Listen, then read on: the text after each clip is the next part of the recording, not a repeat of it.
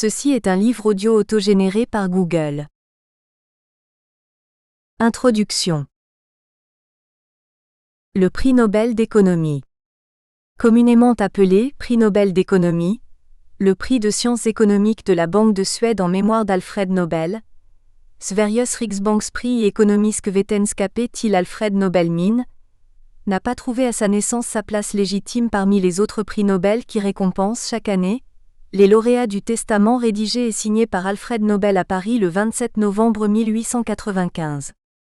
L'attribution de ce prix d'économie qui ne fait pas l'unanimité quant à son appellation de prix Nobel, aussi bien chez les scientifiques que chez les économistes eux-mêmes, a créé une situation qui découle de son histoire très récente, de son origine et de son financement. Les polémiques suscitées sont à la hauteur du prestige que confère cette distinction en économie, et de l'honneur fait au lauréat qui rejaillit sur ses collègues, ses collaborateurs, son université et ses recherches. C'est à l'occasion du tricentenaire de sa fondation que la Banque de Suède, l'une des plus anciennes banques d'Europe, a voulu marquer cet événement en 1968 en instituant un prix intitulé Prix de la Banque de Suède en sciences économiques à la mémoire d'Alfred Nobel. L'idée de ce prix était émise par le gouverneur de la banque, Sveriges Riksbank, P.E.R.Asbrink, le même qui avait proposé une fondation pour la recherche, Riksbankens Jubileumsfond, pour le 300e anniversaire de cette banque.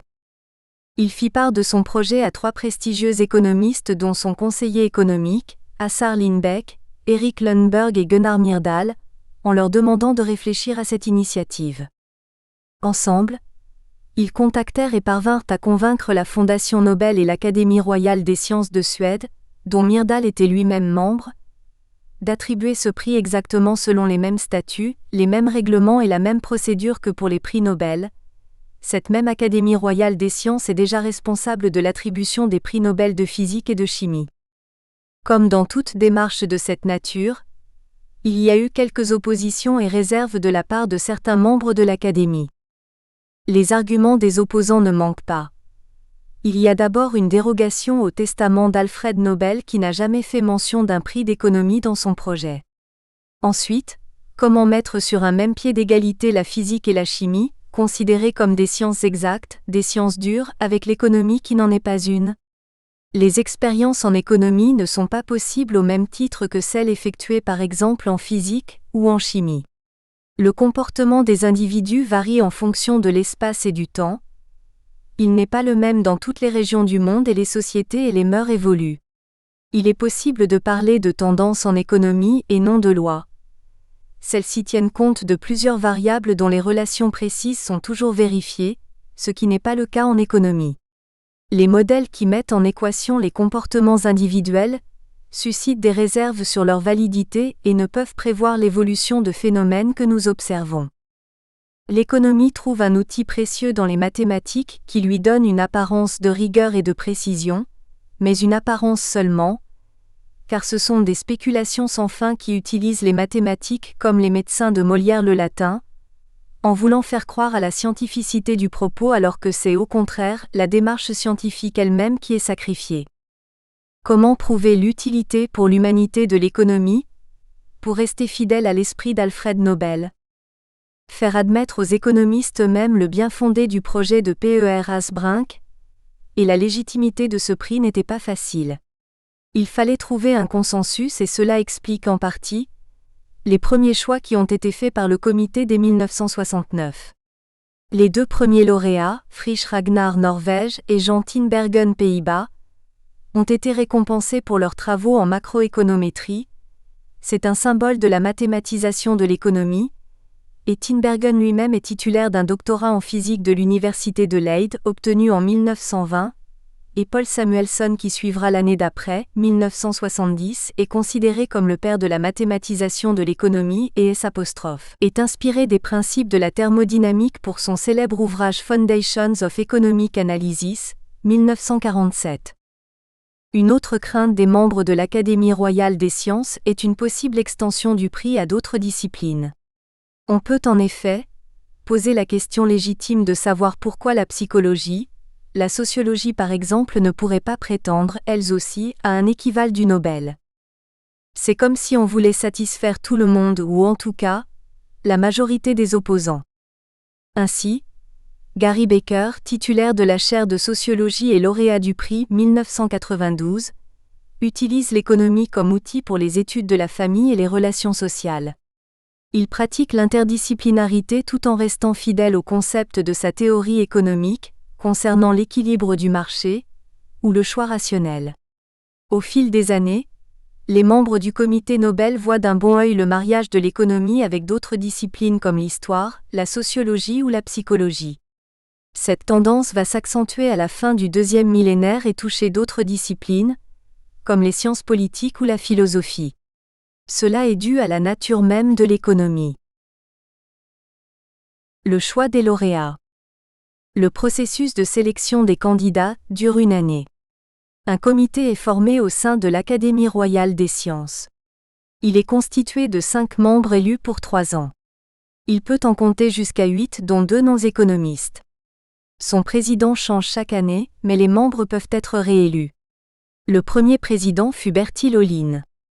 En septembre, ce comité invite les chercheurs du monde entier à lui faire des propositions de nomination. Ils sont environ 3000 à fournir des noms de candidats. Parmi ces 3000 personnes, on compte tous les membres de l'Académie des sciences de Suède, les anciens lauréats, les professeurs titulaires de chaires liées à l'économie des universités de Suède, du Danemark, de la Finlande, de l'Islande et de la Norvège, les professeurs titulaires de chaires correspondantes de 6 universités étrangères choisies chaque année par l'Académie, des chercheurs particuliers invités par l'Académie et naturellement les membres du comité. Les réponses doivent parvenir au comité avant le 1er février, motivées et sous la responsabilité de leur auteur, en restant confidentielles. Le comité dépouille les réponses et les soumet à un groupe, comité, de 17 experts nommés par l'Académie des sciences qui doivent examiner les travaux des candidats, environ 300 noms. Une première sélection est faite pendant l'été. Le comité résume les travaux des différents candidats et soumet une liste de noms dans un rapport discuté par l'Académie qui peut le refuser ou l'entériner. Bien entendu, ce ne sont pas tous les membres de l'Académie qui décident, mais un conseil restreint de 18 membres de l'Académie qui se présente à la majorité. Cette dernière phase du processus de sélection a lieu en octobre, et les lauréats de l'année sont récompensés le 10 décembre, date anniversaire de la mort d'Alfred Nobel, 21 octobre 1833 au 10 décembre 1896. La cérémonie de la remise du diplôme, de la médaille et d'un chèque qui est d'environ 1,3 million de francs suisses pour le ou les lauréats, au maximum 3 qui se partagent la somme, a lieu au Palais des Concerts de Stockholm. Pour le prix Nobel de la paix, c'est à l'hôtel de ville d'Oslo, et est présidé par le souverain. Le choix des lauréats du prix Nobel n'est pas facile et il faudrait patienter 50 ans pour pouvoir consulter les archives contenant les propositions de candidature, les procès-verbaux des discussions entre experts, les rapports de nomination et les délibérations. Nul doute que des surprises attendent les chercheurs qui s'y mettront à l'œuvre. Pour le prix d'économie, il faudra patienter jusqu'en 2019. La difficulté du choix tient au fait qu'il faut prendre en considération plusieurs paramètres et trouver un équilibre qui reste toujours relatif entre champs de recherche, macro- et microéconomie, entre universités et instituts de recherche, entre équipes de chercheurs dans les secteurs publics et privés, et enfin attribuer le prix à 1, 2 ou 3 candidats, sans oublier de penser aux conséquences après le prix qui est la plus prestigieuse récompense qu'on puisse attribuer.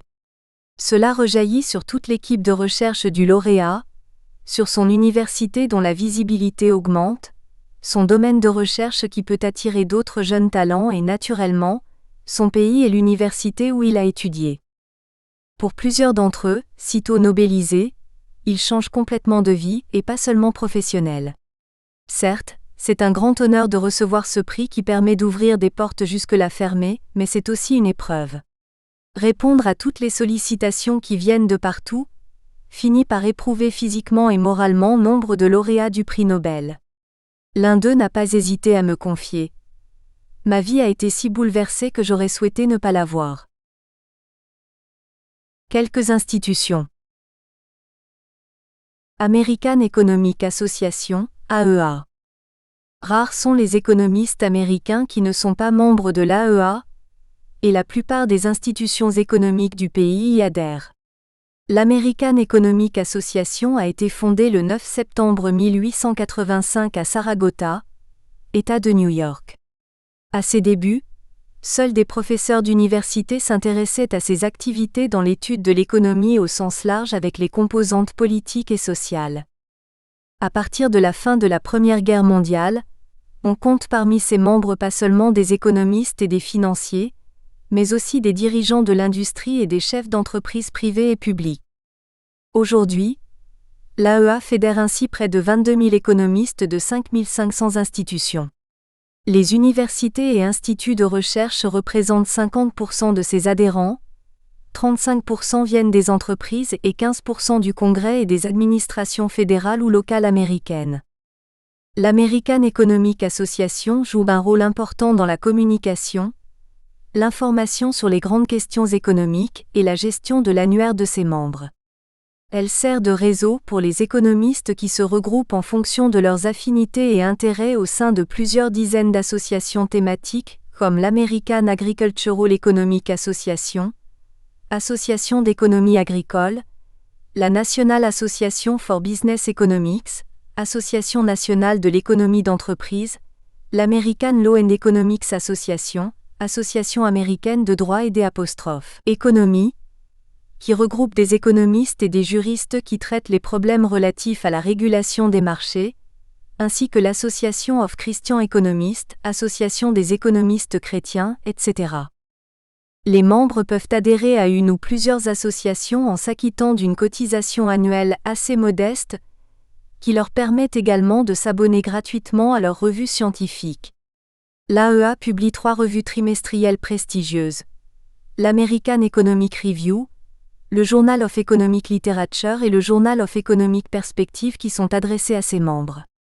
Elle organise également un congrès annuel auquel participent des dizaines de milliers de personnes qui a lieu chaque année dans une ville différente, dont la durée est de 3 jours pendant lesquels 500 séminaires sont programmés. La plupart des associations chapeautées par l'AEA organisent des congrès scientifiques. Elles servent de relais entre les membres et organisent le marché du travail des économistes, en publiant les offres et les demandes d'emploi. Elle publie sur Internet toutes les adresses et sites de tous les centres de recherche, universités, associations, administrations gouvernementales, et des milliers d'articles.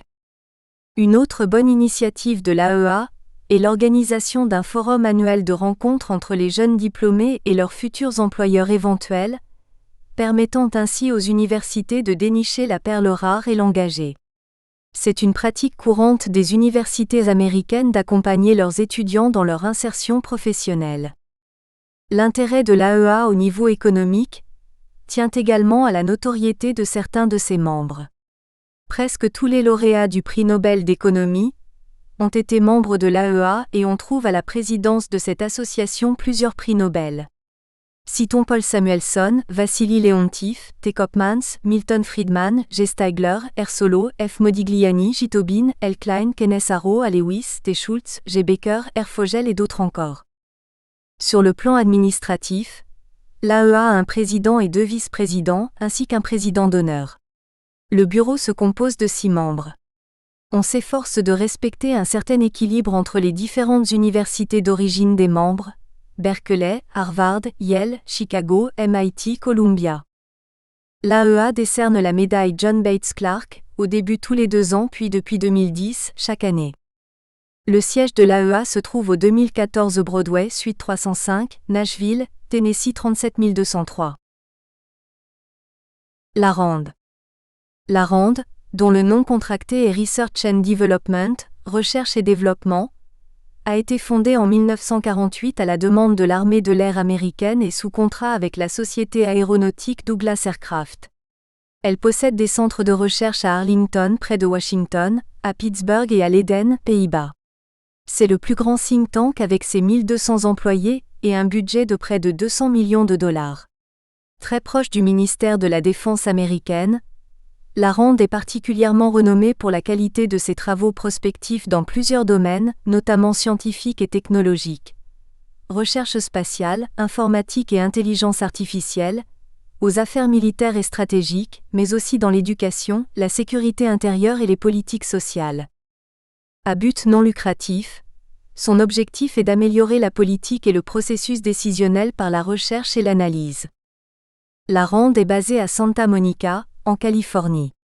Depuis sa fondation, elle a édité plus de 10 000 livres et publications. Près de la moitié de ses chercheurs possèdent un doctorat et plus de 30 lauréats du prix Nobel, dont une dizaine en économie, ont effectué une partie de leurs recherches à la RAND. Le NBER.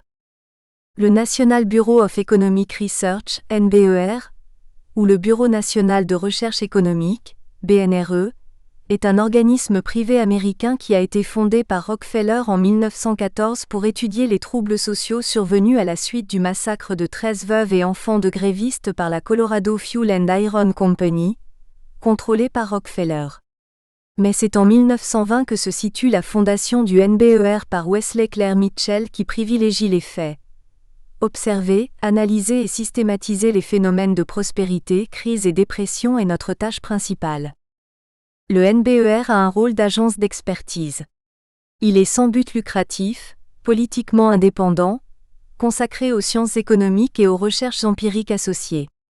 Sa mission consiste à étudier les cycles économiques aux États-Unis et à déterminer officiellement chaque mois les phases d'expansion et de concentration.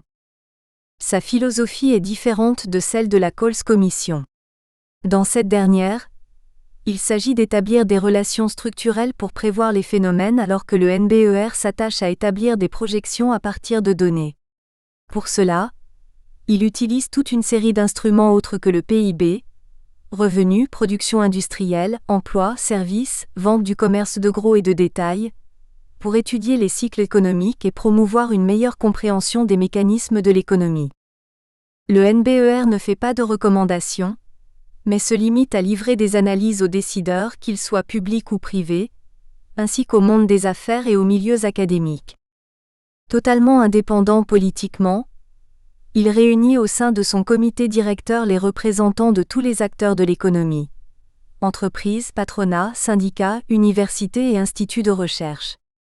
Il publie des ouvrages académiques sur des sujets bien précis tels que la macroéconomie, les politiques fiscales, les cycles économiques, les politiques de santé et d'éducation, les marchés du travail, la sécurité sociale, l'économie de l'Asie du Sud-Est, le chômage, etc. Simon Kuznets, Wesley Mitchell et Milton Friedman ont influencé fortement les travaux du NBER à ses débuts. En 1941, Kuznets publie son travail Revenu national et sa composition de 1919 à 1938 au sein du NBER. La même année, Wesley Mitchell et Arthur Burns ont travaillé sur le grand projet des cycles économiques, en essayant de comprendre le comportement cyclique de toutes les composantes de l'économie. Il faut rappeler l'importante contribution d'Anna Schwartz à l'histoire économique, dans le cadre du NBER qu'elle a rejoint dès 1941, et son important ouvrage Une histoire monétaire des États-Unis qu'elle a publié avec Milton Friedman. Une heureuse et féconde collaboration, bien que les deux auteurs fussent séparés de plusieurs milliers de kilomètres. Anna Schwartz était à New York au bureau du NBER, et Milton Friedman se trouvait à Chicago. C'était l'époque où il n'y avait pas encore de courriel. Depuis sa création, le NBER a accueilli les meilleurs talents en économie. Pas moins de 18 prix Nobel d'économie et 13 présidents du Council of Economics Advisors ont effectué des recherches au sein de cet organisme, et plus de 1300 professeurs d'économie et de finance dans les universités et collèges américains sont des chercheurs du NBER. Le président actuel est Martin Feldstein, ancien président du Council of Economics Advisors de la Maison-Blanche, et le siège du NBER se trouve à Cambridge, dans l'État du Massachusetts. Le NBER publie des documents en PDF depuis 1970 et des revues mensuelles et trimestrielles. Il constitue un réseau d'économistes sur l'ensemble des États-Unis. L'Econometric Society, la société d'économétrie. C'est au cours d'une discussion entre Irving Fisher, 1867 à 1947, qui a fait sa thèse en économie mathématique en 1891 à l'université de Yale, Ross et Ragnar Frisch, 1895 à 1973, norvégiens d'origine, qui a fait un doctorat en statistiques mathématiques en 1926 à l'université d'Oslo où il deviendra professeur d'économie et directeur de l'Institut d'économie de 1932 à 1965. C'est lui qui a utilisé le premier le terme économétrix et il a été l'éditeur d'Econometrizia, 1933, et premier prix Nobel d'économie en 1969 avec Tinbergen, qui a eu lieu dans la maison de Fisher à New Haven, au début de 1928 sur la création d'une société destinée aux études et recherches quantitatives en économie, que Econometric Society trouve ses origines.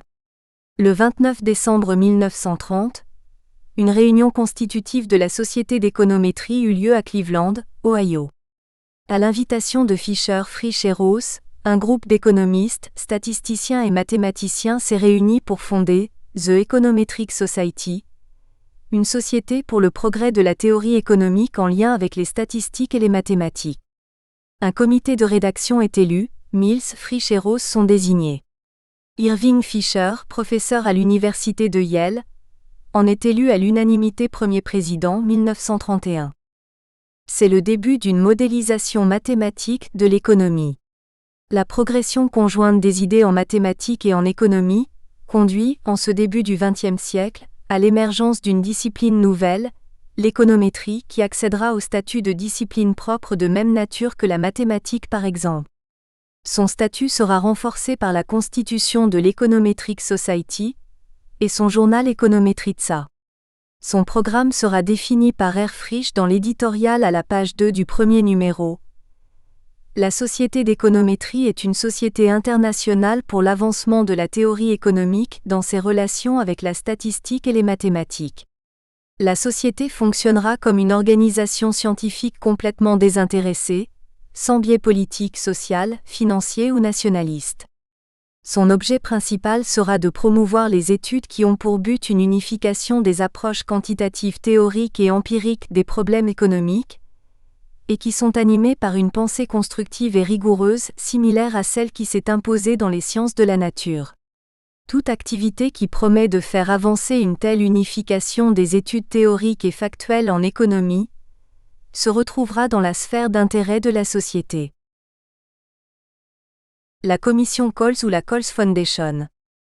À la suite du krach de Wall Street en 1929, Alfred Coles 1891 à 1980, déçu par l'ampleur de la crise, a voulu donner un cadre et une structure dans lesquels on pourrait mieux comprendre les marchés financiers à l'aide de statistiques. En 1931, Coles décide d'arrêter la publication de sa Market Advisory Letter et se mit en rapport avec Harold T. Davis, un mathématicien qui se trouvait à Colorado Springs. Ce dernier était l'ami d'Irving Fisher. Fisher avait bien connu le père et l'oncle de Coles, lorsqu'ils étaient tous les trois étudiants à l'université de Yale. Davis et Fisher proposèrent à Coles la création d'une organisation de la recherche économique et l'édition d'un journal. L'idée intéressa fortement Coles qui accepta d'assurer son financement par une lettre qu'il adressa à Fisher le 27 août 1931. Fisher était président de l'American Statistical Association et président de l'Econometric Society nouvellement créée. C'est ainsi que la commission Coles fut fondée à Colorado Springs en 1932 et que la revue Econometrizia commença à être publiée dès 1933. Il s'agissait d'un Journal of the Econometric Society, précisément, en International Society for the Advancement of Economic Theory in its relation to Statistics and Mathematics. L'éditeur était Ragnar Frisch, professeur à l'université de Norway, Oslo. Il était bien précisé dans la page de garde que la Société d'économétrie n'était pas responsable des théories et opinions publiées dans Econometrizia, mais que c'était sous la seule responsabilité de leurs auteurs. La commission Coles fut constituée le 9 septembre 1932. Elle était composée d'un groupe de recherche de pointe dont l'objectif était ainsi défini. To educate and benefit its members and mankind and to advance the scientific study and development of economic theory in its relation to mathematics and statistics. Plusieurs noms illustres en faisaient partie: Ross, Tinté, Wald, Hurwitz, Avelmo, Marchak, Kopmans, Debreu, Modigliani, etc. Si votre journal, Econometrizia, possède en Frisch tout à la fois, on peut bien le dire, son père et son parrain, puisque c'est lui qui l'a conçu et baptisé, c'est Alfred Coles 3RD qui lui a donné le jour en assurant le financement. L'offre de Coles fut acceptée, mais à une condition, celle de l'indépendance de la société d'économétrie. Cette dernière n'accordait aucun patronage scientifique. On peut dire que ce fut un mariage heureux. La société d'économétrie ainsi que son journal purent trouver des bureaux dans le bâtiment de la Coles Commission avec le soutien financier de Coles, et la Commission, quant à elle, put voler de ses propres ailes grâce aux personnalités qui composaient son comité consultatif et une forme de cautionnement moral que lui donnait la société d'économétrie. Mais Alfred Coles n'est pas seulement un homme d'affaires avisé, et le mécène de l'Econometric Society et de son journal. Il est aussi celui qui a su accueillir les meilleurs économètres européens, parmi lesquels de nombreux juifs qui ont fui la barbarie nazie pendant la Seconde Guerre mondiale comme le précise Michel Armat. La commission Coles a tiré sa force principale d'un grand nombre de séminaires et d'écoles d'été dans lesquels les meilleurs savants américains et européens ont été invités. Un certain nombre d'entre eux furent ensuite recrutés par Coles comme chercheurs ou consultants. Citons par exemple Wald, H.T. Davis, R. Frisch, G. Tinté, Jacob Vinet, Oscar Lange, Trygve Veno, élève de Frisch à Oslo, Jalin Koopmans, physicien élève de Tinbergen et Frisch, Eller-Witt. À partir de 1933, comme pour bon nombre d'entre eux, c'était plus qu'une opportunité de carrière, c'était l'occasion inespérée de fuir les persécutions nazies comme l'interdiction faite aux Juifs d'enseigner.